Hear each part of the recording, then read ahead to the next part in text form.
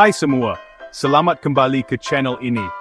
Hari ini, saya nak cakap pasal benda penting, scammer. Jangan jadi mangsa scammer.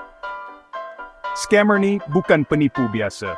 Mereka ni penjenayah digital yang nak duit dan maklumat peribadi korang. Jadi, apa itu scammer? Scammer ni, individu atau kumpulan yang buat penipuan terancang melalui panggilan, mesej atau platform online. Jom kita tengok taktik scammer yang biasa kat Malaysia ni. Pertama, pelaburan palsu. Mereka janji pulangan tinggi yang tak masuk akal. Lepas tu, Macau scam.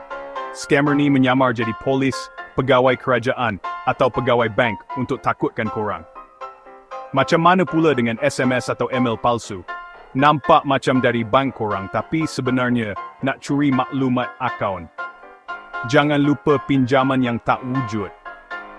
Mereka tawar pinjaman senang tapi minta bayaran pendahuluan. Akhir sekali, love scam. Pura-pura bercinta untuk tipu korang bagi duit. Jadi, macam mana nak elak kena tipu? Jangan percaya tawaran yang terlalu bagus. Jangan kongsi OTP atau maklumat bank. Semak nombor akaun di semakmula.rmp.gov.my. Aktifkan 2FA untuk semua akaun penting. Jangan buat bayaran pendahuluan untuk pinjaman online.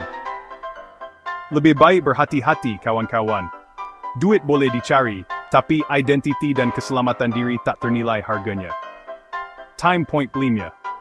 Kongsikan video ni untuk bantu lebih ramai orang. Jangan lupa follow Rizky kita untuk lebih banyak video kesedaran dan maklumat berguna.